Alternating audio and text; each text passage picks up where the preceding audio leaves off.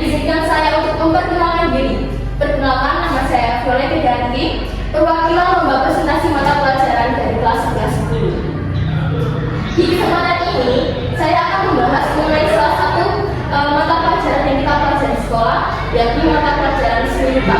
Ada pun beberapa materi yang akan saya bahas, di antaranya yang pertama adalah pengertian dari seni rupa, yang kedua jenis-jenis seni rupa berdasarkan bentuknya, yang ketiga dan yang terakhir adalah unsur-unsur yang membangun suatu karya seni rupa. Sebelum kita memulai kegiatan pembelajaran di hari ini, alangkah baiknya kita berdoa, mengikhtiarkan dan pekerjaan masing-masing agar selalu diberikan kelancaran. Berdoa sebentar.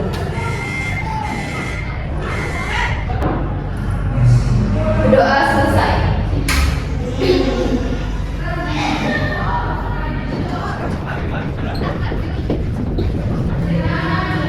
Di sini ada yang tahu nggak pengertian dari seni rupa itu apa sih? Coba angkat tangan. Saya dulu, ya silakan. Menurut saya, seni rupa adalah suatu karya atau hasil ciptaan dari seseorang sehingga dapat memiliki nilai yaitu estetika mungkin dan fungsional yang dapat digunakan sehari-hari. Nah, nilai dari keindahan atau estetika tersebut itu dapat dinikmati oleh seorang. Ya, yang dikatakan Fiona itu tidak. Ada lagi? Atau setelah kalian mendengar kata seni rupa, apa sih yang pertama kali kalian pikirkan tentang seni rupa itu? Ayo keluarkan pendapat kalian satu kata saja. Karya lukisan ibu. Iya betul. Ada lagi? Apa? Coba. Kalau sudah tidak ada, akan saya jelaskan. Boleh sambil dicatat ya. Jadi, seni rupa itu adalah salah satu cabang dari seni yang membentuk suatu karya dengan media yang dapat ditangkap dengan mata dan dapat dirasakan dengan perasaan. Maksudnya adalah bahwa karya seni rupa itu punya dua ciri-ciri. Yang pertama itu dapat dilihat, yang kedua itu dapat diraba. Sampai sini paham ya pengertian dari seni rupa itu apa? Oke. Jadi seni rupa itu merupakan salah satu bagian dari kehidupan manusia dari zaman ke zaman, dari masa prasejarah sampai masa saat ini. Dari masa prasejarah ada yang tahu nggak contoh bendanya itu seperti apa? Karya seni rupa pada zaman itu. Ada yang tahu? Iya silakan. Lukisan di Goa. Ya betul. Jadi pada zaman dahulu, pada masa prasejarah, manusia pada zaman itu membuat suatu karya berupa lukisan atau ukiran di dalam goa yang tujuannya sebagai bentuk doa atau persembahan pada Tuhan yang mereka percaya pada zaman itu. Jadi seni rupa itu sudah ada sejak zaman dahulu kala atau masa prasejarah sampai saat ini. Jadi seni rupa itu sudah sangat melekat sekali pada setiap sendi kehidupan dan jiwa manusia. Contohnya ya, saat kalian bangun dari tidur sampai kalian melakukan aktivitas sehari-hari, itu kalian akan selalu menemukan contoh karya seni rupa. Ada yang tahu contoh karya seni rupa yang dapat kalian temukan dalam kehidupan sehari-hari seperti apa? Ya, patung juga termasuk. Ya, ada lagi? Ya, pasangan. Ya, itu juga bisa. Jadi apapun itu, barang yang bisa dilihat, diraba, ataupun barang yang dapat mengubah perasaan kalian setelah kalian melihat itu, karena memiliki nilai estetika ataupun nilai fungsi seperti tadi, kotak pensil itu merupakan salah satu contoh karya seni rupa. Seperti ornamen-ornamen yang ada di pakaian yang kita kenakan, ataupun ukiran yang ada di cangkir yang kita buat untuk minum, ataupun tampilan yang ada di handphone yang kalian gunakan dalam kehidupan sehari-hari, atau bisa lukisan yang ada di dinding, semua yang dapat dilihat dan diraba itu merupakan salah satu bentuk karya seni rupa yang dapat kalian temukan dalam kehidupan sehari-hari. Begitu. Ada tambahan contohnya seperti apa lagi? Jadi sudah ada ya, sudah paham ya? Sudah Bu. Maka akan saya lanjutkan. Jadi jenis-jenis seni rupa itu ada banyak sekali macamnya dan dikelompokkan menjadi 3 bagian. Yang pertama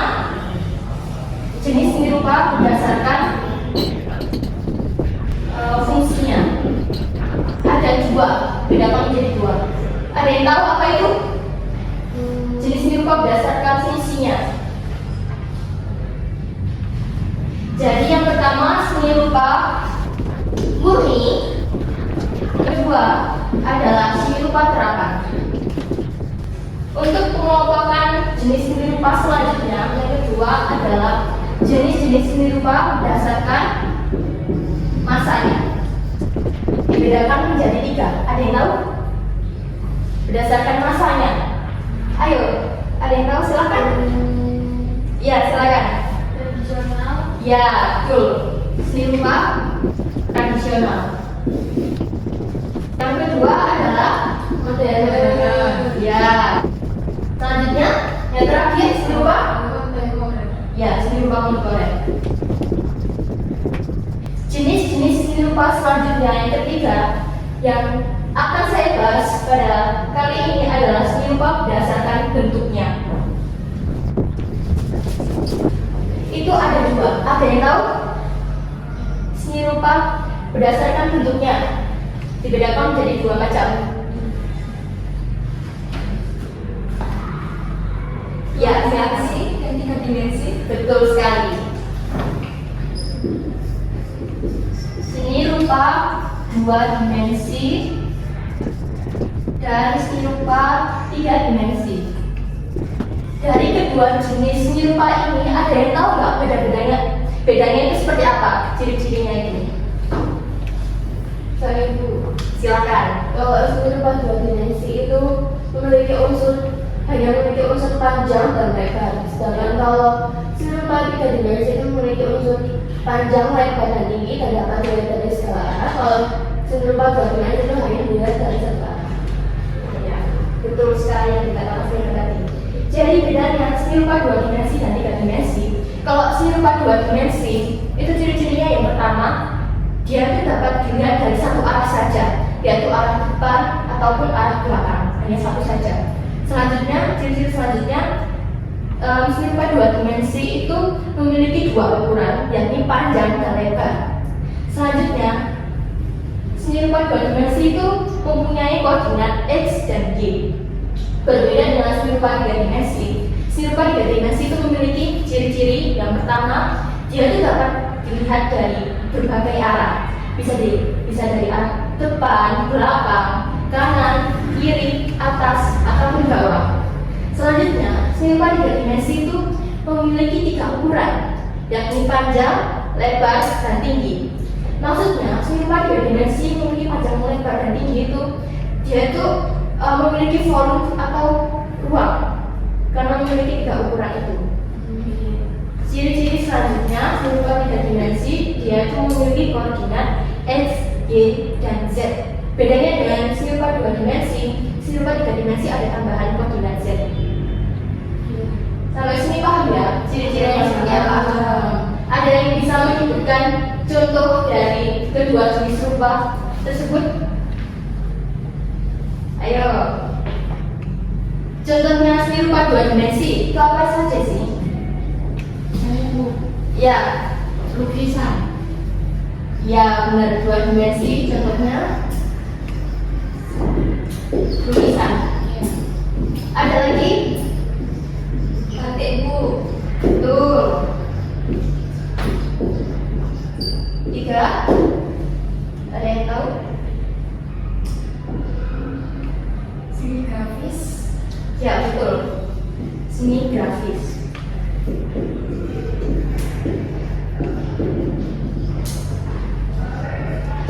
Ada lagi? Ada mozaik, kaligrafi. 6. Ada logo dan ada lagi fotografi. Jadi foto yang kalian ambil itu bisa berupa 2 dimensi. Kalau seni rupa 3 dimensi, ada yang bisa memberikan contoh? Gaya yang bisa kalian lakukan? Contoh 3 dimensi itu Ya. kayak patung, Ya, habis itu? vas bunga, Ya. Ada lagi? Topeng. Betul.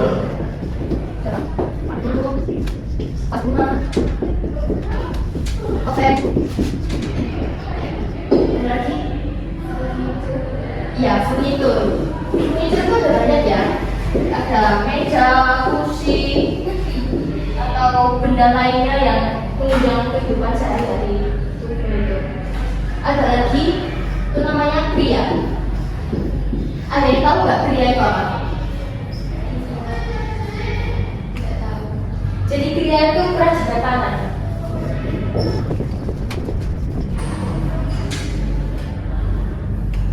Sampai sini paham ya apa bedanya dan ciri-ciri dari kedua jenis seni rupa berdasarkan bentuknya. Jadi suatu karya seni rupa itu dibangun dan disusun dari beberapa unsur yang merupakan suatu bagian yang tidak bisa lepas dan terpisahkan dari suatu karya seni. Ada yang tahu berapa unsur dari seni rupa itu? Ya, ada 8. Yang pertama adalah titik. Jadi, titik itu merupakan unsur seni rupa yang mendasar dan yang paling sederhana. Nah, titik ini akan berarti jika jumlahnya banyak. Buktinya, jika titik itu merupakan hal dasar dan akan berarti jika jumlahnya banyak. Semisal, kalian melakukan selfie. Nah, hasil foto kalian tadi itu kalian terpisah hingga maksimal, maka kalian akan menemukan kotak-kotak kecil. Nah, di mana kotak-kotak kecil itu merupakan bagian terkecil dari foto yang dengan jumlahnya yang banyak, maka kotak-kotak kecil itu akan membentuk foto kalian tadi. Gitu. Contohnya di sini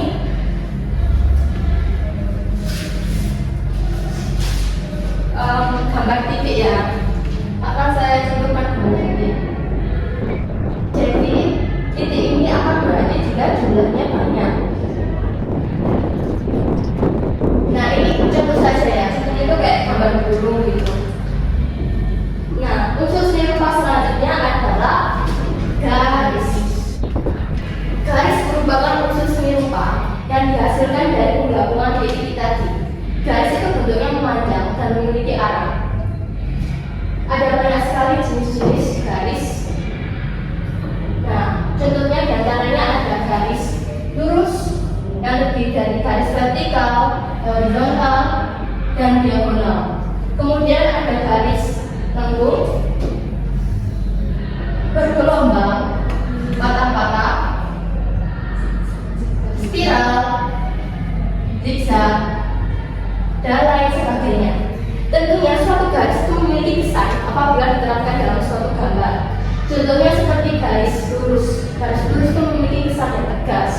Berbeda dengan garis lengkung. Mereka itu memiliki kesan lembut, lentur, dan lain-lain. Nah, garis sendiri itu dibedakan menjadi dua, yakni berdasarkan wujudnya, yaitu garis nyata dan garis semu. Bedanya apa sih garis nyata dan garis semu itu? Garis nyata itu garis yang dihasilkan dari suatu coretan atau goresan pena. Nah, kalau garis semu itu dihasilkan dari suatu kesan pada bidang, warna, ataupun ruang. Contohnya, semisal kalian mengecat tembok atau melukis tembok dengan dua warna yang berbeda atau kontras, maka akan menghasilkan suatu garis. Nah, garis itu merupakan hasil dari kesan yang diambil dari kedua warna yang berbeda. Jadi segitu bedanya garis nyata dan garis semu. Selanjutnya adalah bidang.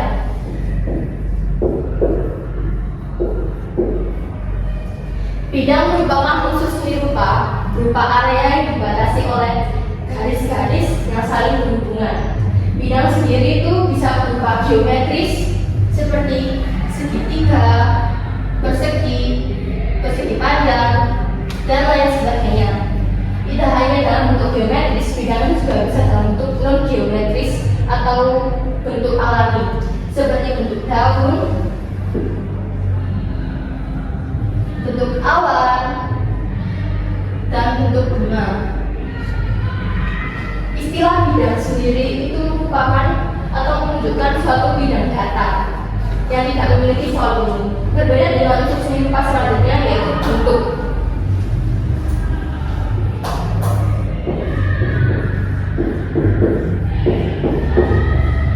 Bentuk merupakan unsur seni rupa yang dihasilkan dari penggabungan bidang.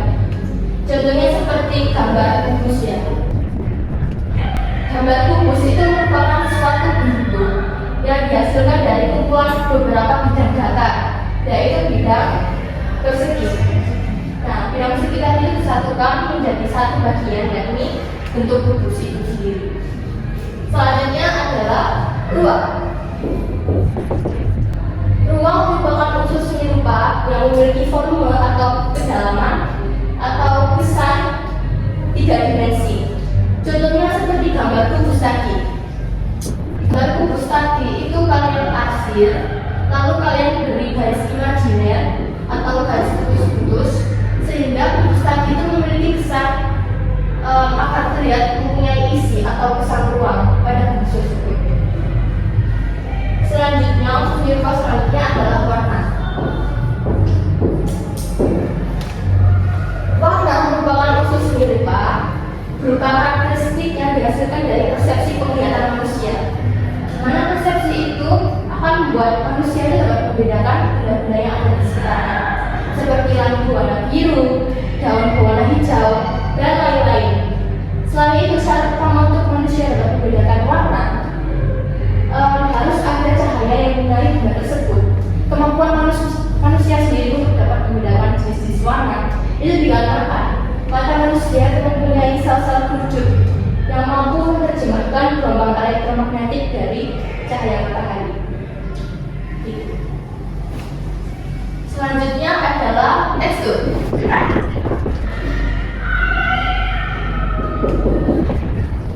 Nah, tekstur itu merupakan unsur seni rupa yang menunjukkan suatu kesan atau jenis permukaan dari suatu benda.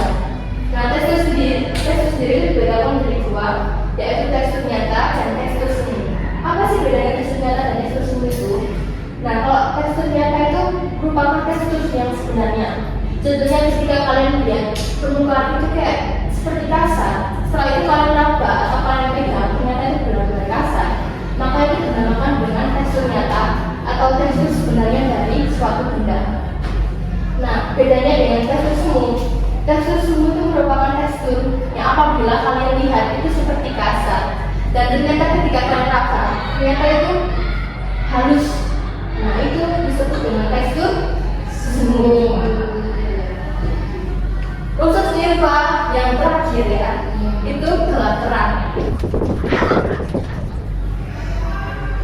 Gelap terang merupakan unsur seni rupa yang dihasilkan karena perbedaan intensitas cahaya yang jatuh pada permukaan benda.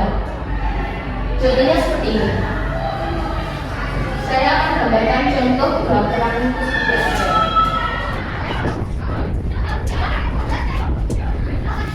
Nah, jadi perbedaan intensitas cahaya itu akan mempengaruhi nada warna yang berbeda. Maksudnya, jadi bagian benda yang terkena cahaya itu akan terlihat terang dibandingkan dengan bagian benda yang kurang terkena cahaya atau yang tidak terkena cahaya. Maka bagian benda itu akan terlihat lebih gelap. Seperti itu. Bisa dipahami ya, saya di belakang unsur tersebut? Bisa. Atau ada yang ditanyakan? Tidak. Oke, kalau sudah tidak ada yang ditanyakan, maka akan saya akhiri. Tidak ada ya? Ya.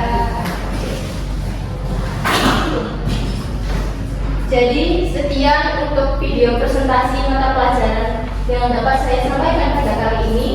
Atas salah kata dan kurang lebihnya saya ucapkan mohon maaf sebesar-besarnya, dan saya ucapkan terima kasih kepada teman-teman yang telah ikut serta dan berpartisipasi dalam membantu menyelesaikan video.